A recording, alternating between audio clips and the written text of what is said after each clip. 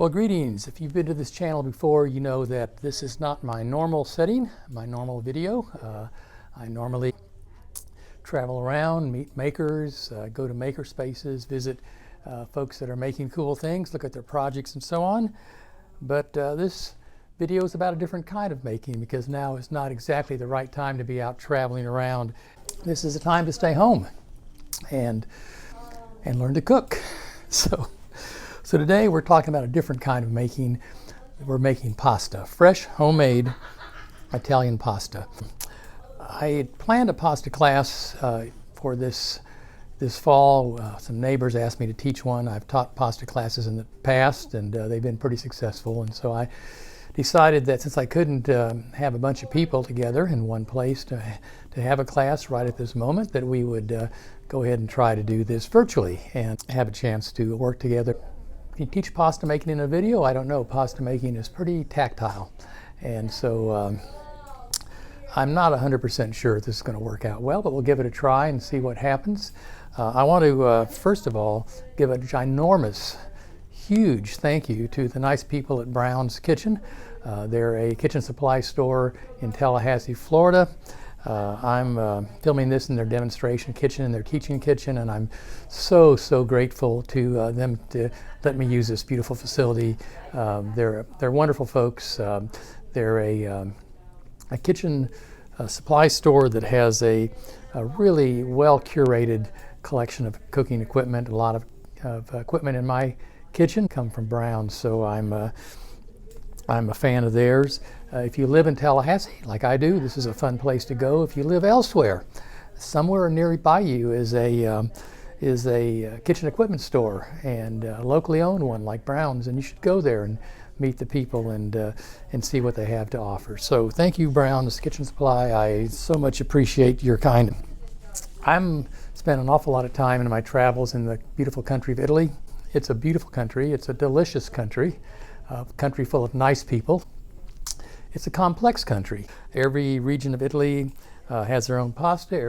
Every city has their own version of pasta that's a little bit different than the city next door, and every neighborhood has their own version that's a little bit different than the one next door. So pasta, like many things in Italy, is hyper local. There's hundreds and hundreds and hundreds of different styles of pasta in Italy. They vary according to ingredients. They vary according to style, to techniques. There's just tons and tons of different kinds of pasta. Pasta is actually a food group in Italy. Today we're going to look at tagliatelle. And tagliatelle is an egg pasta. It comes from the region of Emilia Romagna in Italy. I'll tell you more about Emilia Romagna when we're sitting looking at me, doing the same thing over and over again in a few minutes, because pasta, like many delicious foods, is a slow food. And I want to say, basically make an apology first of all, and also a disclaimer. My apology is that I don't speak the Italian language well. My pronunciation is not good. Non è perfetto. So I apologize for butchering the language. It's difficult to learn, especially at my advanced age, to learn a new language. So I'm working on it, and I have an excellent teacher who I work with when I have a chance, and friends who try to correct my pronunciation and my vocabulary and my grammar. So, but my apologies, because I get it wrong, and please don't use me as a model for the pronunciation of Italian words. Second, I want to say this is my interpretation of tagliatelle, and I'm cooking this in North Florida in the beautiful city of Tallahassee. Now, the ingredients that I'm using are a lot different than the ingredients that I would be using if I was making this in Emilia Romagna or Tuscany or Calabria or somewhere else in Italy. The ingredients are different here. We have different flours, different kinds of eggs, and different cooking equipment. So we're going to start with a pasta board. Okay, so pasta boards, and I've got two with me here today, and this is a small one. This is a commercial one. It came from a kitchen supply store. You can find these lots of places. This one is cool because it's about the right size for a small kitchen counter. It's important that it has a lip on one side. This lip is a piece of wood that's, I guess, glued on, tacked on or something. And you'll see why that's important in just a minute. Now this other board that I have down here is one that I made. It also has a lip on it. I made it out of a piece of plywood. This is made out of a piece of plywood too. And plywood is cheap, it's easy to work with. The larger board that I'll be using for this today, I actually measured, cut to size, because one of the places that I make pasta, then I teach pasta making, is a kitchen that has stainless steel prep tables, and this board that I've cut here, this big one, is exactly the right size for that table. Well, we're going to start with this recipe by pulling out a scale. This is a kitchen scale. This is one that's sold here in this facility. They're not very expensive. There's a really good thing to have. I've had mine for a long time, and the good thing about using a scale when you're doing a recipe like this is that everything varies a little bit. You know, the weight of the flour using varies a little bit. The weight of the eggs varies a little bit. So if you're trying to get good at this and reproduce your results over time, doing it by weight instead of by volume is a good thing. Now, if you don't have a scale, no big whoop. Estimate, you know, try it out. If it doesn't feel quite right, you know, adjust, and everything will be okay. We're going to start with this bowl, and I'm not going to mix in the bowl. I'm just using the bowl as a container for measuring. Then we're going to add flour. Now, flour is a complex topic all of its own.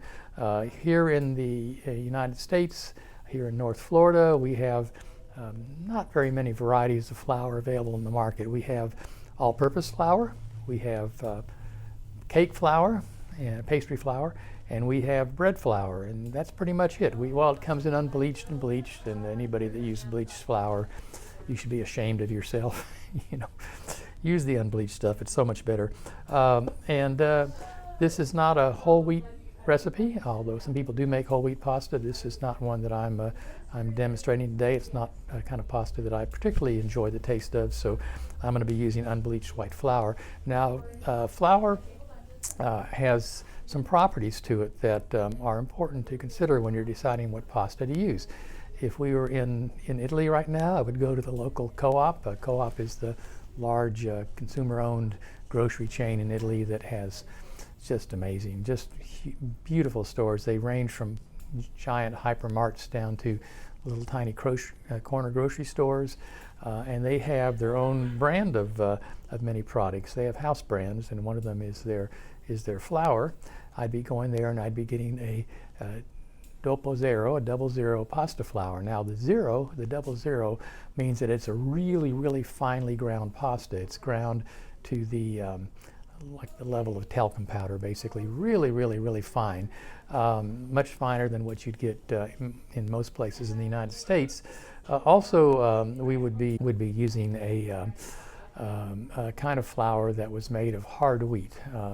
If you have ever traveled to North Dakota and seen the grain growing up there, that's hard winter wheat they grow up there, durum wheat. And that's the wheat that pasta is made out of. Now, of course, the varieties in Italy are a little bit different. You can't get dopo zero flour here. You can get durum flour here. We call it bread flour. So that's what I use instead. This is King Arthur bread flour. It's a brand that I really appreciate a lot. It's a worker-owned company. It's a great company, and I'm just so fond of their products. Now, you can, of course, get dopo zero flour here in the States. You can order it online.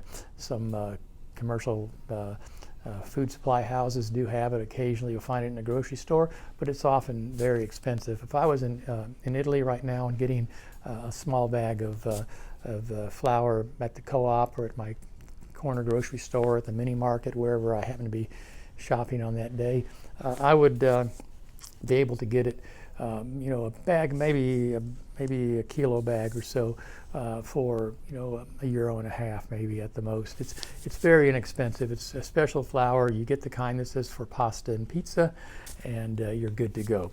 So we're going to go ahead and turn this on, and I hope, there we go. This is not the scale I normally use, so I'm trying my best to figure it out. We're going to tar the scale. If you don't know about that, when you get your scale and you put something on it like this bowl I'm putting on, the bowl has weight, so we want to subtract that weight from the from the flour. The recipe I'm using is very simple. The proportions are 100 grams of flour to 1 egg. And we'll talk about eggs in a second, because eggs are different too in this country. So I'm going to do a 200 gram batch, and I'm going to pour, oops, got a little hole in my bag, pour in until we get 200 grams. There we go. That's a little bit too much, so I'm going to take a little bit out. You know, if you don't get this quite right, it's not like making bread where you're going to, you know, ruin the bread if you don't get it exactly right. Okay, but my flour is together. I'm going to clean off the thing. I'm going to be doing a lot of cleaning when I'm done with this this project here, because I'm in somebody else's kitchen, and I try to work clean normally, but we're going to especially work clean here because we're sharing somebody else's kitchen here. Okay, the pasta goes on the board. We're going to make a little hole in the center of the pasta.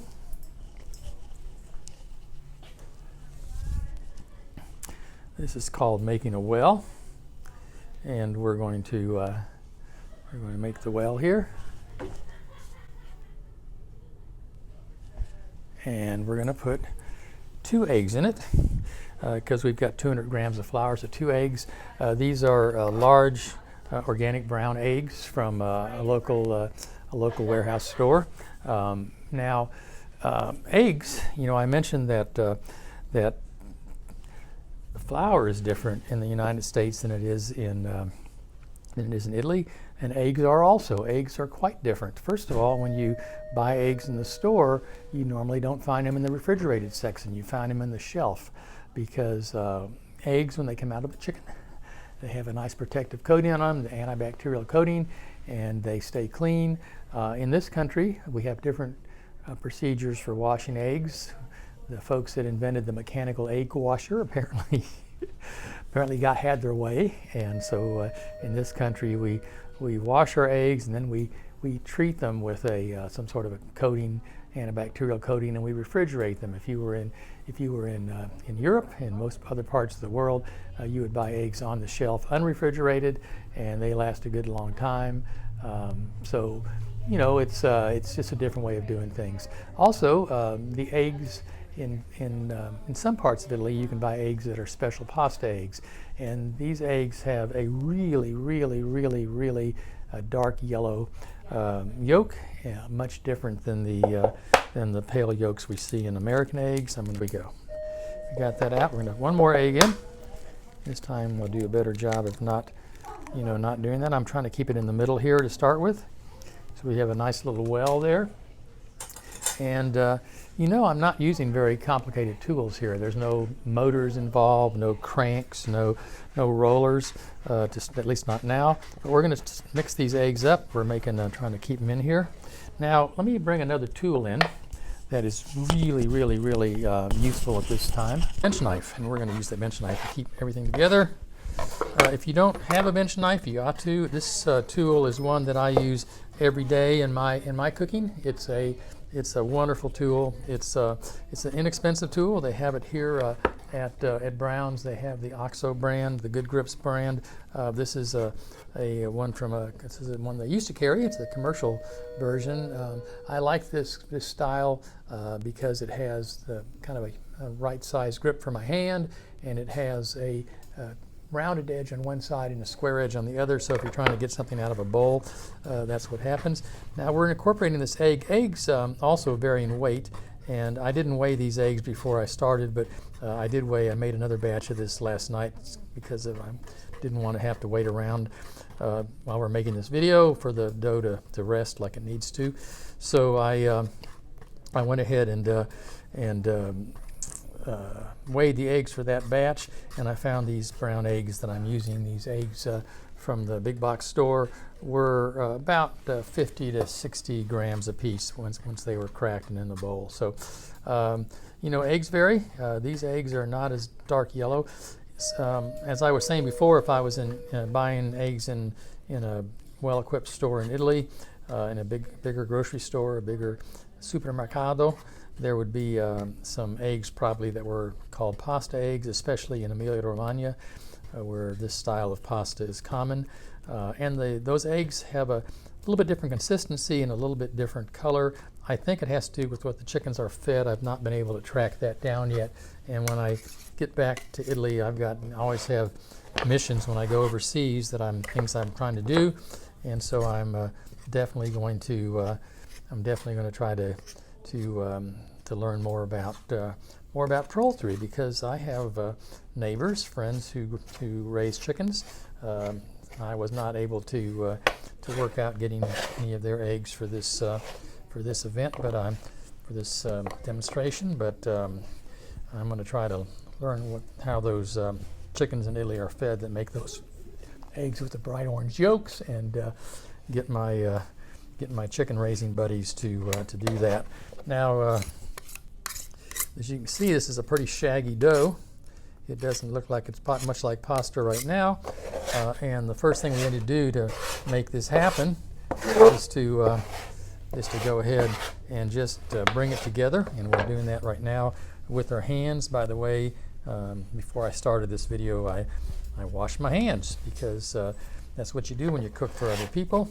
It's what you do when you cook for yourself. And you know the current coronavirus recommendations of cleaning your hands for 20 seconds. That's common in the restaurant industry, in the food industry. When you work with food products, whether you're in the United States or in Italy or in any other part of the world that pays attention to such things, cooks normally wash their hands, because hands are important tools, and you want to make sure that you cook clean, and you don't infect your friends with any stray bacteria or anything else you might be carrying on your hands. So I removed a little bit of the egg from this because of dropping that stupid shell in. So this probably isn't quite right. Now, sometimes when I make this, if I feel like I want to make it a little richer, I go ahead and I add some extra yolks to it, maybe 1 or 2 extra yolks. But in general, you want this to be a pretty stiff dough, what you might call a hard dough. It's not like making bread. I know a lot of people are making sourdough bread right now, and it's a big thing. And I hope that you'll also consider making some pasta, because pasta is equally wonderful. And back in the day, back when my parents were young, cooks all over the world made their own bread, made their bread every week, sometimes 2 or 3 times a week. They'd make bread, and if you were in a household that appreciated pasta was made very frequently at home. Then the Industrial Revolution happened, and industrial bread companies came along, industrial pasta companies came along, and in both cases, the companies went ahead, did a kind of a marketing campaign to show how wonderful machine-made pasta is, and how high class you are if you use industrial pasta. And of course, we all suffered because people grew up not knowing what fresh bread tasted like, or knowing what fresh pasta tasted like. So this is so easy to make. If you try this, you're going to be so delighted with the outcome, I guarantee you. Now, the question is, how long do you roll this for? And we're going to roll it for quite a while. And we might do a little cut in here. And to do a little time lapse. When I'm done with this, I do have another ball of pasta that I made yesterday that I've been resting, and we will use that for the next step. This style of pasta comes from the region of Italy known as Emilia Romagna, and it's a beautiful part of Italy. Italy's a beautiful country. Wherever you go in Italy, you have a chance to go there, and I so hope you do. When this current situation is over, I hope that we all get to go to Italy get to travel again and see more of this beautiful planet that we live on. I spent quite a bit of time in Emilia Romagna. I went to the university there, University of Bologna, for a summer school where I studied Italian. My apologies to my teacher. Christine, I haven't been practicing like I should have. I'm a lazy person, and I'm just trying to get by. But University of Bologna is really fascinating. It's been a university since 1036. I think it's the oldest university in the world, at least in the Western world, and it's a pretty amazing place. It's well worth checking into. If you want to learn more about the summer school programs at the University of Bologna, I'll put a link in this video below. It's an inexpensive and really cool way to learn a little bit about the Italian language and culture. So I learned to make this kind of pasta over there in Bologna, and it's a beautiful town. Bologna is a town that, in addition to being the university town, is the seat of government for the region, for Emilia Romagna, for the province of Bologna, and it's also a transportation hub. The train station in Bologna is kind of at the intersection of several lines that go different parts of Europe, different parts of Italy. You can get on a train in Bologna and go to Paris, for example. You can go to Amsterdam. You can go to London. You can go to Copenhagen. And you need to change trains and so on, but it's certainly doable. It's certainly easy to do. And really close by to Bologna are two other really fantastic food cities in Emilia Romagna that most people know a little bit about, and those are Parma. And Parma is where the delicious Parma ham comes from. Pork products in Italy are a whole food group in themselves, but Parma ham comes from Parma, and also, of course, the famous Parmigiano cheese comes from Parma. And both are artisanal products, and both are, when you go to taste them over there, are quite different than what you might find described the same way at your local supermarket here in the States. Even at specialty Italian markets, you normally won't find the charcuterie and the cheeses that are so common and so available in Italy. In Italy, even in small towns, there are markets. If they don't have a regular market, they have a weekly market. Maybe the trucks come. I was at a market in I guess February in a hill town in Tuscany where there was an amazing cheese truck that came. And one of the nice things about going to the market is that the market purveyors, if they're not too busy, are often very kind about giving you a sample, something to taste, something to try. And the cheeses and the meats of that region are just amazing. The other city that's nearby, that's also a short train ride away, is the city of Modena. And Modena is an amazing food city. On one of the Facebook groups that I participate in, a friend of mine posted a picture recently of the city market in Modena, one of the most amazing markets that I've ever been to in terms of the quality and the assortment of artisanal foods that are available there, produce and cheese and meats and wines and so on. Just some incredible stuff there. But Modena is most famous, for a long time, for balsamic vinegar, for balsamico. It's where balsamic vinegar comes from. And in Italy, as in lots of parts of Europe, there are laws actually about what you can call things. And so, for example, you can't really call something balsamico unless it comes from a particular part of Italy, from Modena, from the area around Modena. And if you want to call something traditional balsamico, which is quite a bit different than what you get at the supermarket here, that has a very special designation, and only a few farms that make the traditional balsamico exist.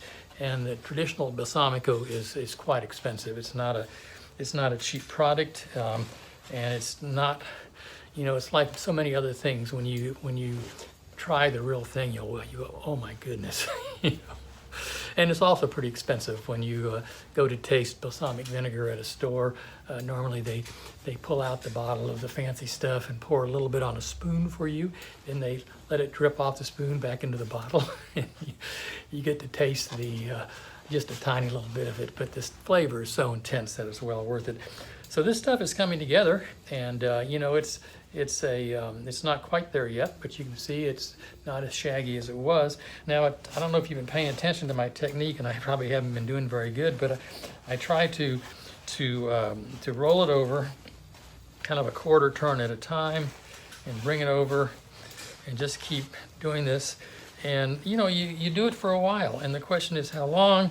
And you know, it's just the longer you do it, the better it's going to be in the end. So, you know, and also it depends on how big a dough ball you're working on. I'm only working on, you know, 200 grams of flour and 2 eggs here. So that is not a huge amount of dough to work with, and I can really get it stretched and get it combined, you know, a lot quicker than if I was working on a kilo of flour. Now, I mentioned before this board that I'm using. This is one that I actually just picked up a piece of plywood, a piece of nice plywood at the local hardware store, local lumber yard, and I took it over to a makerspace where they had a table saw. And I know that some people that are here are not from the maker world, because this is kind of a departure from my normal maker videos. But maker spaces are a little bit like sports clubs. They have, instead of having weights and exercise bicycles and yoga classes, they have woodworking classes, and they have electronics labs, and they have 3D printers, and they often have a table saw. So to cut one of these boards to size on a table saw is a pretty easy process. You probably find somebody that knows how to use a table saw and either do it for you or show you how to use it. Some lumber yards will do a cut for you for free or for really cheap. And you need to make sure you cut that little piece off for the lip, because you want to be able to push against the table. Now, if I didn't have a lip on this board when I was pushing like this, and later on when I'm rolling, the board would be slipping off and moving around. There are ways that you can avoid that. One way is to put a towel under your board. A lot of cooks, when they're setting up their workstation for the day, they'll pull their cutting board out and they'll put a towel between the prep table and the cutting board, and that keeps the cutting board from jumping around, from moving when you're using it. But if you're making a lot of pasta, you know, having one of these boards is simple. The smaller one I showed you earlier, the commercial one, that one actually fits in a rack in my kitchen where we keep things like sheet pans, cookie sheets, and trays and stuff like that. It fits in there really well. Well, this is getting there. I think I'm pretty close to being done. You want to look at how it feels. Does it start to spring back? It is. And you know, it doesn't have to be perfect. This is a recipe that is so forgiving. If you don't get it quite right, it's still going to be good. It's still going to be better than anything you can buy in a box at the grocery store. I guarantee you, you're going to love it. Now, the next step in this pasta, and remember, Italy is where slow food comes from, and I've actually been to the very market. One of my favorite markets in the city of Bologna is the slow food market, and it's a Sunday market. It's in Piazza Carducci, which is just inside the city walls, and a wonderful place where you can get amazing wine, for example, for like €2 a bottle. And if you want to get their really special wines, €3 a bottle from a local winery. I guess we're done with the eggs. Okay, the next step is going to be to get some plastic wrap, and here we go. And we're going to go ahead and wrap this up in a piece of plastic, this dough we just made, and then we're going to set it aside for a while, because the dough has to rest. And when it rests, what's happening is it's getting hydrated. It's kind of relaxing a little bit. It's going to make it easier to roll later on. And you know, how long you let it rest for really depends on what your schedule is. We made a pasta for a large group a few months ago, over 100 people. Made a lot of pasta, and we didn't let it rest that long because we had a lot of work to do. So we just let it rest for a little while. This is a ball of pasta that I made yesterday, the exact same ingredients, the exact same proportions, and I let it rest overnight in the refrigerator, of course, because this is an egg product, and you can't leave it out. You can't leave raw eggs out. All right. So let's talk about rolling pins. And most of us, this is what a rolling pin looks like for us. This is the one that our mama used to make biscuits or pie crust. This particular rolling pin has made a lot of biscuits and a lot of pie crust, but it has a few disadvantages. You can't really use the handles for it because you can't put enough pressure on it. You really have to have your hands in the middle here, and it's not very long pins. What I use is something that in Italy is called a mattarello, and this is one that I picked up right here at Brown's. Here's one that hasn't been out of its box yet. They charge $17 for it. I think it's less than I paid for when I got mine. It's not much money, and it's a very useful tool. They have one kind here, and this one is perfect for home cooks. I've modified mine. I put a little screw eye in one end, and in my kitchen on the wall I've got a hook that comes out. In fact, I've got several that come out, and my mattarella hang down there. So mattarello is the Italian version of the rolling pin. It is a simple tool. I have a bigger one right here and a heavier one, and we might end up using this one a lot for this demonstration, since I'm using the pasta board. This one was made by my friend Terry, who's a local wood turner here in Tallahassee. It's a piece of maple, so it's a little bit heavier than the one that's sold here, but they both work just fine. This one, you'd have to pay a bit more for to have a custom bespoke one made for you. Now, what I'm going to do with this dough is I'm going to go ahead and I'm going to cut it in two with the bench knife. Some people call these dough scrapers, but I don't think it's a dough scraper. A dough scraper to me is one of those plastic things that fits inside a bowl that bends a little bit. I call it a bench knife. And I'm going to wrap the other piece up because we want to keep it nice and fresh and hydrated, and we don't want it to dry out while we're doing this stuff.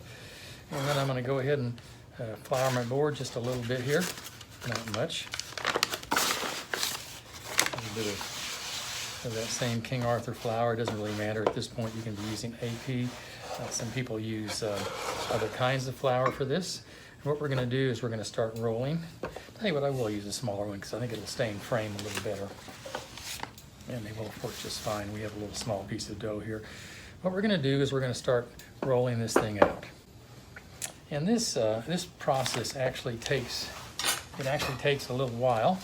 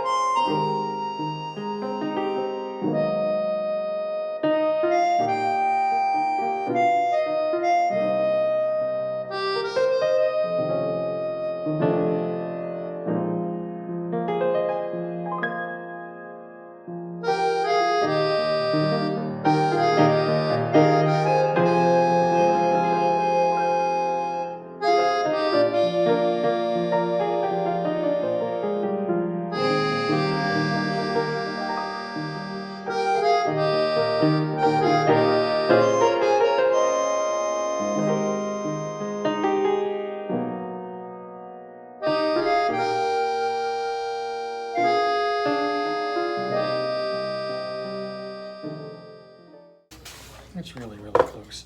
We're going to go a little further though, because why not? What do we have? It's coronavirus time. We have to find things to keep us busy, right? Because we're not going out as much. We're not going to have events with our friends like we used to. Now you can see this is what we started with, this little ball right here, and this is what we have now, and it's gotten pretty big. All right, well let's go ahead, and I'm going to get my water to boiling here. I'm using a fancy induction stove here in the teaching kitchen, the demonstration kitchen at Brown's. But I'm going to roll this up.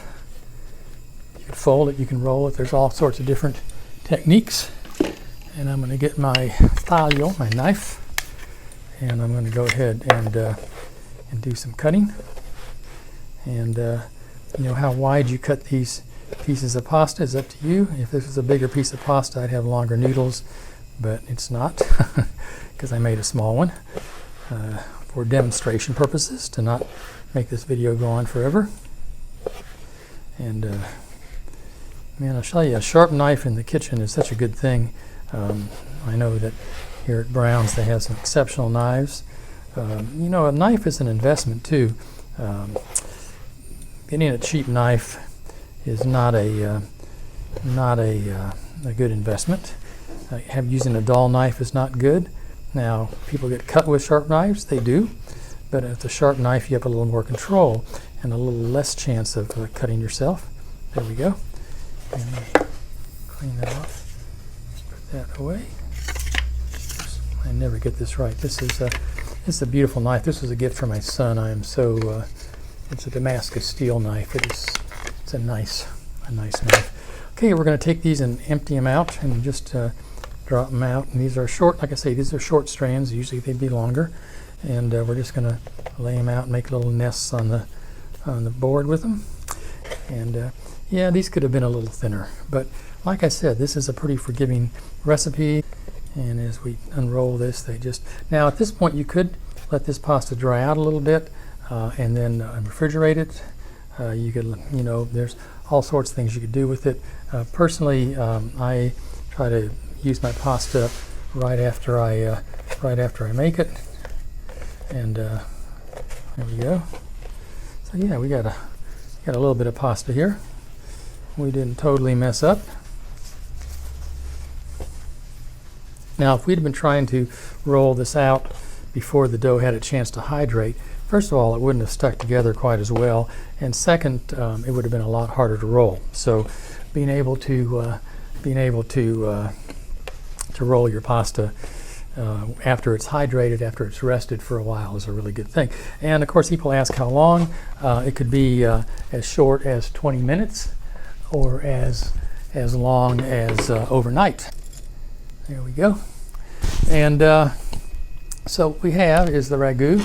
This is the ragu that's been sitting on simmer for a while now, and it's a pretty sweet little ragu. I'm pretty happy with it. I'm going to turn it back on. Well, the water that we're going to cook this pasta in is important. It is actually going to be part of the finished sauce, because as you cook the pasta, the starch comes off in the water. That water is going to become part of the sauce. In fact, there is a dish in some parts of Italy that is pasta that is boiled, and then it's finished with butter and with pasta water and salt and pepper, and that's it. And it's delicious. It's delicious. It's just a sauce made out of pasta water cooked down. The starch just cooks down and makes it kind of creamy. Another sauce that I thought about doing for this that is a little simpler is a sauce that is made out of sage and butter and pasta water. Really delicious sauce. You take sage leaves, fresh sage leaves from your garden, and of course we all have gardens now, right? And we go ahead and fry that sage off in the butter, and then add some of the pasta water and some of the partly cooked pasta, and away you go. The water is just starting to boil now, so we're just about ready to put this in. The amount of salt you put in the water for pasta is approximately, well, you want it to taste like the sea. It's pretty salty, and you want it to taste like salt, like seawater. And so indeed, that's what we've done. We've used some nice kosher salt from that was here in their kitchen. I did forget my salt. I usually bring it with me, but I'm using some just regular old kosher sea salt. Okay, the water's boiling pretty good now on this induction burner. I'm going to go ahead and put the pasta in to the boiling water, and it's only going to stay there for a very short amount of time. You've heard the term al dente, and al dente means that the pasta is cooked to the tooth, is what it means. Al dente, to the tooth. We're going to let this come back to a boil just for a second. It's not been there very long, but it's already pretty close to being cooked. Okay, we're putting this in the frying pan, in the saute pan, along with some of the water from the pasta. Putting it right in here. And a little bit of the pasta. I didn't bring a spider with me. That's the tool I really needed. And I didn't look to see if they had one here. They probably do. They help. This is a really well-equipped kitchen. If you're ever lucky enough to be in here for a class or for an other event, this is a really well-equipped kitchen. It's a beautiful spot, and I know I've heard them talking in the background today about how they're getting ready to start their classes up once things get a little more calm and cool and collected here in Florida, and talking about how they might do that. So yeah, keep your eyes open for classes here at Brown's Kitchen. Okay, I've got most of the pasta out of there. I'm going to go ahead and turn that burner off. There with the pasta water on it, and I'm going to go ahead and get a scoop, and I'm going to scoop some of the pasta water off, a scoop or two of the pasta water. It's kind of cloudy looking. Put it in here, do one more, and we're going to let this pasta finish in the sauce on the saute pan. If you don't use pasta water for this, you're making a huge mistake. So how many tongs do you have in your kitchen? How many tongs do you have in your kitchen? I have lots, but I like these here. I think I bought my pair here at Brown's. They're stainless, spring-loaded, basically commercial kitchen tongs. No rubber on them, which I think is a good thing. And we're going to go ahead and let this cook for a little while. It's almost done. And I could not find a plate. I forgot to bring a plate with me. I couldn't find a plate in the kitchen here, so I'm going to use a bowl to plate this up. And we're going to take the pasta and put it in a bowl. So we're going to plate up onto in a bowl. Since I forgot to bring plates with me and couldn't find any here. I'm sure they have some. I just haven't looked in the right place yet. There's a lot of nooks and crannies in this kitchen, a lot of drawers and so on. And this is my first time using it, hopefully not my last. But anyway, we're just going to put a little bit in here. Normally I'd put this on a plate. If you want to be real fancy, you can go ahead and swirl it up. I'm letting this pasta go ahead and this pasta and the sauce go ahead and cook down. We're almost there. You know, if this had been any other year, just today, I would be packing my car up to get ready to go, packing my camper up to get ready to go to White Springs to the Florida Folk Festival. And this is this weekend, Memorial Day weekend, is the weekend of the Florida Folk Festival. The first time, I think, in 60 years that there hasn't been a folk festival in Florida, but the state, in their wisdom, decided that it wasn't good to have all those people cheek to jowl in a state park, and so they in a crowded campground and so on. So they went ahead and canceled the festival. This is almost ready. I'm going to let it cook down just a wee bit more, and then I'm going to put it on the plate, have a little bit, and eat. Okay, so we just about got it here, and a little bit of pasta, a little bit of sauce. This is not a pasta that has a lot of sauce. The thing you're really working on here is the pasta, not the sauce. And there we go. A couple of nice bowls of pasta ready to go. There's enough left over for lunch tomorrow. And let's see, what else? Oh, of course, we need a little bit of fresh Parmigiano on it. This is a Italian parm. I really recommend that you look for and buy Italian parm. Don't buy the stuff that's made in Wisconsin. There's some nice cheeses made in Wisconsin. I love them, but Parmesan is is really an Italian product, and you ought to get the real stuff. It just doesn't taste the same. This tool I'm using is called a microplane. It's the right tool for grating Parmesan as far as I'm concerned. However, people have different ideas about that, but I like this a lot, and it does a pretty good job of giving a nice little grate to the Parmesan. Well, we had a little bit of a kerfuffle at the end of the video there when I was taping it at Brown's Kitchen Supply, and what happened was that we had a little battery failure, and it was interesting because just moments before, while I was setting up this shot, one of the folks that works at Brown's asked me, I actually was taping this on a couple of iPhones, and asked me if my if I could really fit all that on my iPhones, and I said, oh yeah, it's never a problem. Then I had a battery failure, so I do have a nice photograph. I took the pasta home and the sauce home that I made, and we had it for dinner that evening, and so I have a nice shot of the pasta all plated up, along with some greens, some lamb quarters, which is a wild green, and it's one that I picked up at the Red Hills online market last week, and I call it the queen of greens. It's the queen of greens. It's delicious. And so we had that pasta with a little grated parm on it, Parmigiano, and had a little olive oil and balsamico on the greens, and it was a delicious meal. Also, I want to just one more time say thank you so much to the folks at Brown's who were so kind to let me come in and basically tear up their kitchen and occupy their kitchen for a whole morning and into the afternoon, because I said it'll only take an hour. It was an hour just setting up the lights and the cables and the tripods and stuff like that. So thank you, Browns. Really appreciate it, and hope that you make it through this time of weirdness and your business continues to grow and prosper in the future. Well, if you have questions or comments, concerns, corrections, I'll take corrections. I need those. Please leave them in the comment section of this video or drop me an email. So I hope you folks, wherever you are listening to this, that life is okay for you, maybe good, that you have some music in your life, that you have some dancing in your life once we're able to have social dancing once again. And hope you do some cooking, hope you have a garden going, and hope that you go visit your local maker space and see what other kind of things makers are doing other than just making pasta.